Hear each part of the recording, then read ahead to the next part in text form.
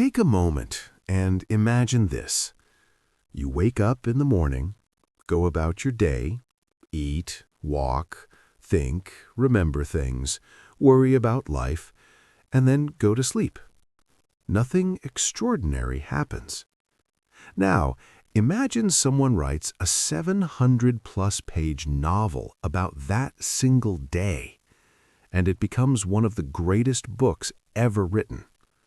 That is Ulysses by James Joyce. Today, I'm going to walk you through this novel in a simple, flowing way, so you can understand not just what happens, but why it matters. Let's begin with the basics. Ulysses was published in 1922, and the entire story takes place in Dublin, Ireland, on a single day, June 16, 1904. This day is now celebrated every year as Bloomsday. The novel follows three main characters: Stephen Dedalus, Leopold Bloom, and Molly Bloom. But here's the interesting part. The title Ulysses is actually the Latin name for Odysseus, the hero of the Odyssey.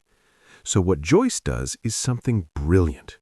He takes the structure of an ancient epic and applies it to an ordinary modern day. In other words, instead of a hero fighting monsters and traveling across seas, we get a man walking around Dublin, buying food, attending a funeral, and thinking about life. And somehow, that becomes just as meaningful. Now let's talk about how the novel is written. This is where many readers struggle.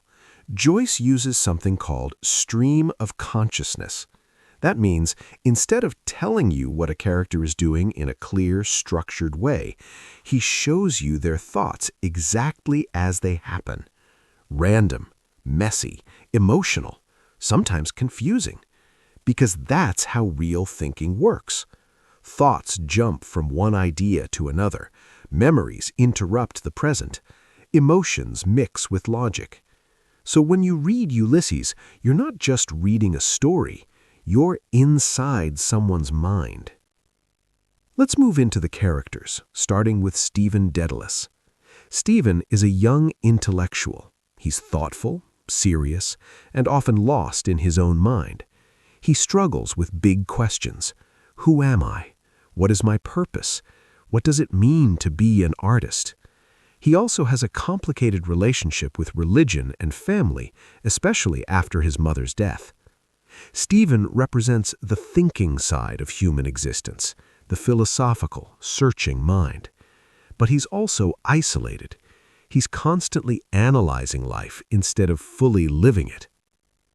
Now we come to Leopold Bloom, the central figure of the novel. Bloom is very different from Stephen. He's not a philosopher. He's not trying to be great. He's just a regular man. He works in advertising. He walks around the city. He eats lunch. He goes to a funeral.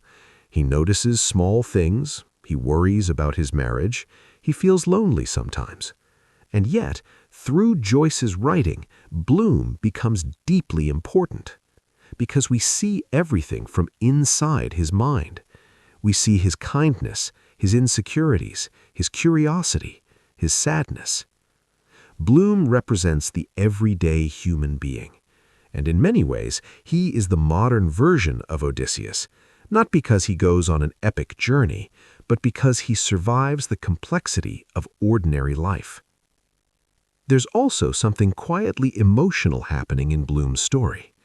His wife, Molly Bloom, is having an affair. Bloom knows this. He thinks about it. He feels the pain, but he doesn't react dramatically.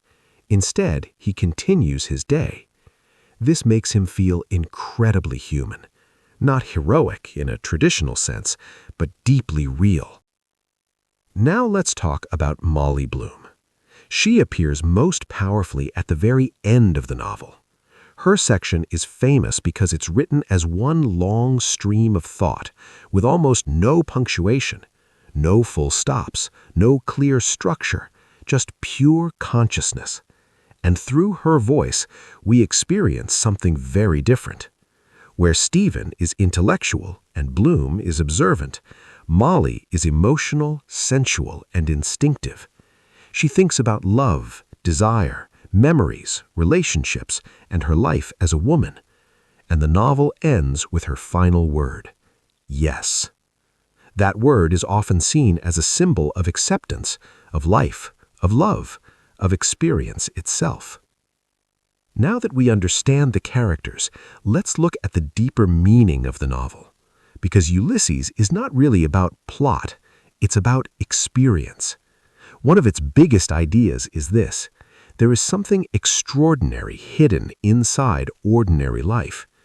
We usually think that important stories need big events, war, adventure, drama. But Joyce shows that even a normal day contains an entire universe of thoughts, emotions, and meaning. Another major theme is identity. Each character is trying to understand who they are. Stephen is searching for purpose. Bloom is navigating his role as a husband and individual. Molly is reflecting on her desires and her life. And none of them have simple answers. Because identity is not fixed, it's constantly changing. The novel also explores isolation and connection. Even though people live in the same city, interact, and share spaces, they are often alone inside their own thoughts. At the same time, there are moments where connections happen, small, quiet, and meaningful, especially between Stephen and Bloom, who form a kind of symbolic father-son relationship. Another important idea is time. Even though the story takes place in one day, the past is always present. Memories keep appearing. Thoughts move backward and forward. This shows how human experience is not linear. We don't live only in the present. We carry our past with us constantly. Now let's address the big question. Why is Ulysses so difficult to read? There are a few reasons. First, the structure is unconventional. There's no clear beginning, middle, and end like a typical story. Second, the language changes constantly. Each chapter uses a different style. Some are poetic, some are dramatic, some are almost chaotic. And finally, there are many references to history, literature, and mythology. And finally, the stream of consciousness style can feel overwhelming. But here's the most important thing to understand. You are not supposed to understand everything. Even experienced readers don't catch every detail. Ulysses is not a puzzle to solve. It's an experience to go through. So why does this novel matter so much? Because it changed literature. It showed that the inner life of a person, their thoughts, feelings, and perceptions, is just as important as external action.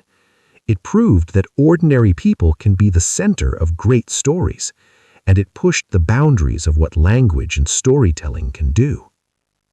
So if you ever decide to read Ulysses, here's the best advice. Take your time. Don't rush. Don't worry if you feel confused. Just follow the flow of thoughts, the rhythm of language, the movement of the day. Because at its heart, this novel is telling us something very simple. That even the most ordinary life is full of depth, meaning, and quiet beauty. And maybe that's why Ulysses still matters today, because it reminds us that our everyday experiences, our thoughts, our feelings, our small moments are not insignificant. They are, in their own way, epic.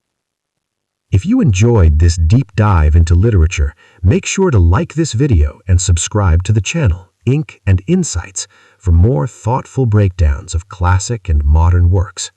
Your support helps keep these conversations going. Let me know in the comments what book should we explore next.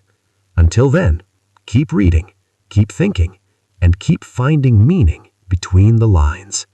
This is Ink and Insights. See you in the next one.